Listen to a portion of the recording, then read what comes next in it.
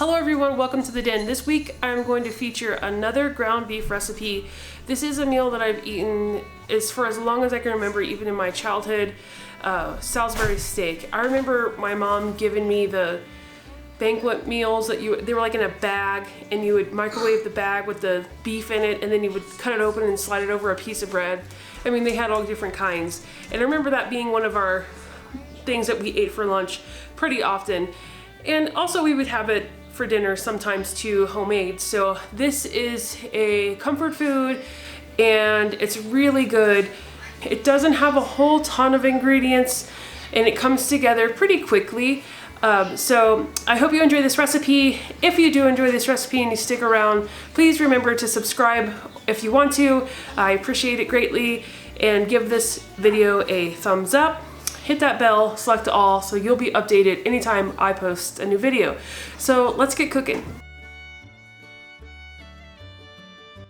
Okay, sorry about the goofy look there, but I'm gonna show you that I'm making potatoes with this meal.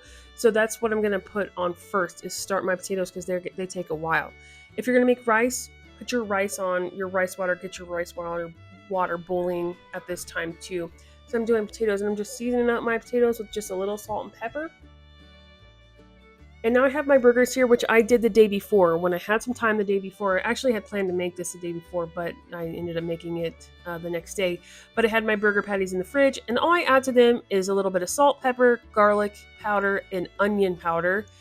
And I would say I probably used a tablespoon of garlic and onion powder, and then salt and pepper to taste. And I'm just gonna lay these in the pan here at about high. The temperature right now should be at about high. Between medium and high, you don't want to burn the burgers. You just right now we're just browning both sides of the burgers. So get them all into the pan. And then once you get your burgers browned on the bottom, when you'll see here in the next clip that they'll be brown, and you flip them. And then you just want to do the same with both sides. It'll only take about 3 or 4 minutes. So here they are, and they look nice and brown on the bottom. You can see that the juices are still running, not clear, and that is perfectly fine because we're not cooking these all the way through right now. We are just browning the tops and the bottoms. You want them to be about halfway to 3/4 of the way cooked through. So don't worry if the juices are still not clear. You can see on the paper towel there that they are definitely not running clear completely, not all of them, and they kind of are dripping, red, not clear yet. And that's perfectly fine because we're going to cook these in the gravy at the end for about 15 to 20 minutes. Now you want to turn your heat down here. So turn your heat down to about low right now as you're removing your patties, because we're going to start making that roux.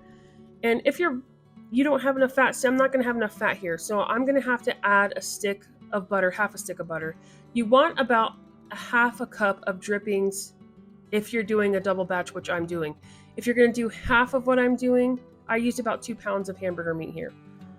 Then you're going to want a 1/4 cup of drippings. Now, this was a very lean hamburger, so I didn't get a whole lot of drippings, but it's enough where I could just add that half stick of butter and get that moving and grooving in there with the rest of the drippings, and it'll be fine. So as your butter melts, you just want to give it a rub in the pan here to try to pull up some of those stuck bits of drippings at the bottom, because this is going to add to the flavor of your gravy. So this is the beginnings of your roux. And like I said, if you need to turn your heat up to about medium to get this butter melting, that's fine. You just don't want to burn your fat here. So watch your temperatures. So I'm just going to move this around until my butter is fully melted. And once that butter is fully melted, you'll have your flour prepared and ready to go. And I just use a spoon to put my flour in. Doesn't have to be exact measurements, but for this I'm going to start with about 3 tablespoons of flour here. And I just kind of use a spoon and sprinkle the flour into the pan. And your medium heat is still probably good. I mean, you'll know your stove, but you just want to mix this flour into the fat. Completely mix the flour into the fat. And you can see it's still bubbling here, and you want to cook this flour off. So you're looking to let this cook for a few minutes till it's about a golden brown. And you are still pulling those drippings in to that roux. to add to that flavor. That's why it's best to use a whisk here. Anytime you make a roux, to use a whisk so everything is nice and incorporated. And I needed a little bit more, so I ended up using about 4 tablespoons of flour here. And you just do the same thing, just mix it in until it's about, I'd say, pancake batter consistency is what I like my roux to be. At least it's not gumbo. We're not sitting here stirring it for 15 minutes. This goes quite a bit faster than that. So just keep mixing that until that flour cooks off and it mixes nicely with the fat. And then I'm going to go in with beef broth. This is a 32-ounce container, and I'm going to use the entire container here. If you're going to do a half batch, you could use a 14-ounce can. I would have 2 just in case you needed to add more liquid to it. I'm going to use this entire carton of beef broth here, and I'm just going to stir as I go because I don't want that flour at the bottom to burn at all. So I add a little bit of broth and then I stir, and then I'll add more, and you can see how thick this is getting, but I haven't added all the broth yet. So right now it looks very thick, but again, I haven't added all the broth, and I don't want it to be that thick. I want mine to be slightly less thick than a normal gravy, just because it runs nicely over the potatoes. I kind of like to have it smothered, so I don't want this too thick. And I'm going to add some seasoning to this. Salt and pepper. Taste as you go. Like I said, taste everything as you go. Don't over salt, but the salt will bring out the flavor of your food, so don't be afraid to salt. And then just mix that in and then get that nice and incorporated. See how thin now that I've added all the broth this gravy is. So I'm going to go in with a cornstarch slurry. 1 tablespoon of cornstarch to 2 tablespoons of cold water. Make sure you use cold water.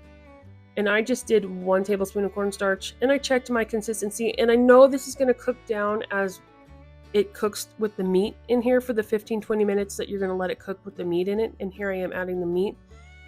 You want to cook this for 15 to 20 minutes uncovered, so that gravy will thicken up some. It'll thicken up slightly. So add your meat in when you got your broth to about the consistency you think it will be without needing to be thickened too much. Okay, so here is our final product, and it's nice and smothered, and it just looks so good, and it was really good. Okay everyone, so that's it. I hope that you enjoyed this video. Salisbury steak. It was really good, and it's really not that hard to bring together, and it's not a whole lot of ingredients. So again, I hope you love this video. If you do, hit that subscribe button for me and give this video a like, and I will see all of you in the next video.